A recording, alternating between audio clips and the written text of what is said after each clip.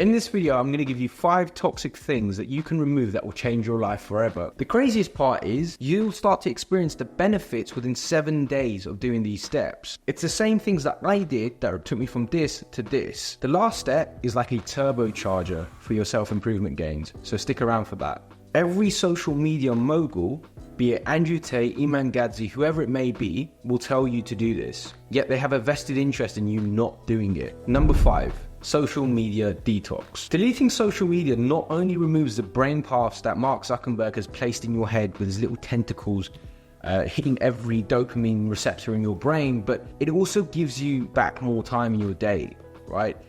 We often complain about in life that we don't have enough hours in the day. The reason we don't have enough hours in the day is because we have mobile phones, we have laptops, everything just vying for our attention 24/7. So if you remove one of the biggest culprits for stealing your attention, social media, Instagram, Facebook, TikTok, whatever it may be, you then get back time instantly back in your day. You can then start going to the gym. You can then start spending more time with your loved ones. You can then start that side hustle that you've always wanted to do because you've got time now.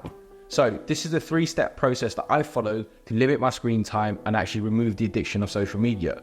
Number 1, delete Instagram and TikTok. Number 2, issue tech-free zones in your house. So the lounge for me is my tech-free zone. So what that basically means is I can go on my phone, I can play games, I can do whatever I like in the lounge. Bedroom, no-go zone, no tech at all. Why? Because it messes with your circadian rhythm as well.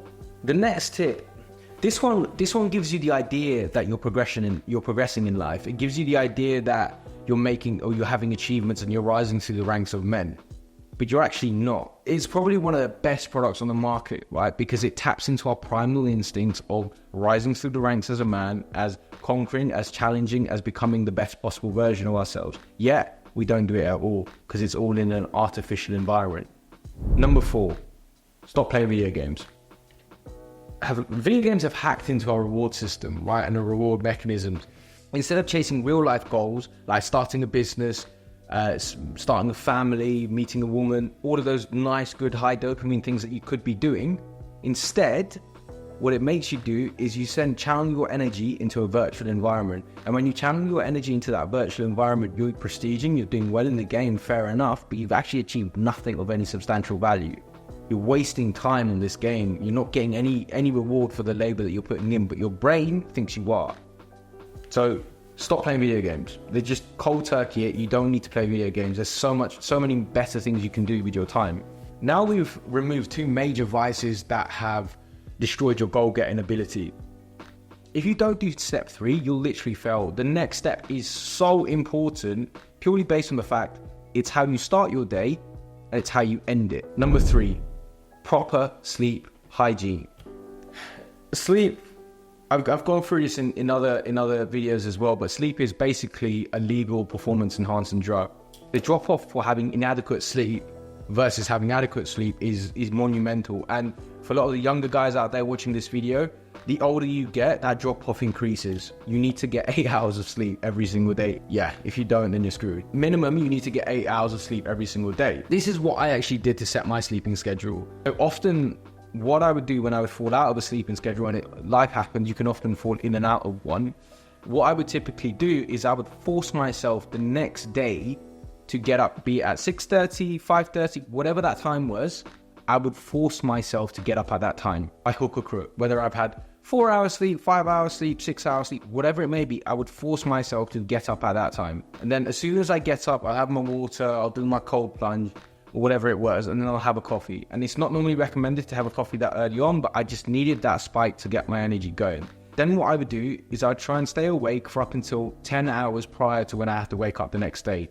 So in this instance, if I'm waking up at 5:30 in the morning, I need to be in my bed 7:30 to 8. I need to be starting to shut down, basically. Then I'd go sleep, and then getting up at 5:30 became easy, basically, by the next day. Life is so easy nowadays. We can get our dopamine hits from anywhere. But there's one thing that people do. It's not scrolling on your phone. It's not playing video games. It's not binge watching The Gentleman on Netflix. It's the food that you eat. Number 2, no junk food, at least for a week. Give me a week of your time to eat no junk food. Just 1 week. What we put in our body literally determines the quality of your life. If you fuel it with bad foods, the likelihood is you're not happy right now, you're lethargic all the time, you get hangry, and you probably have acne. So this is my 4-step program for you to stop eating junk food. Go into your kitchen, grab all your junk food, and grab a bin liner and put it in there. You don't eat it. Or go to a food bank and give it there. Step 2, don't buy any more junk food. So don't go to the supermarket and buy any. When you see the junk food aisle, this is not part of your life now. You can walk down the crisps aisle and walk through it. You don't eat crisps anymore. That's not part of your diet. Number 3, replace chocolates with fruits like dates and bananas. And dates are my personal favorite because they give you that nice little instant kick. And they're naturally occurring in their fruits, right? Step 4, don't buy junk food. Yes, I repeated this step, but you need to hear it again. Don't buy junk food.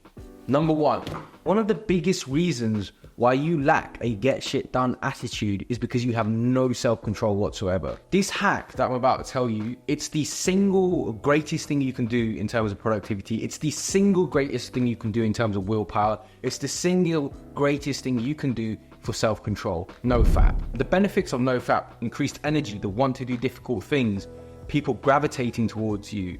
Most people think that nofap is this simple act, right? It's not doing it. However, it's a step-by-step process that you have to follow. If you don't do this step-by-step process, you will fail at this hack. Most people can't get 7 days. But when you get to that 7th day, my God, it's like you're walking on clouds. In this video here, I go through a step-by-step process on how I revolutionize the way I approach nofap and how I change my mind about it. To learn the framework, click here.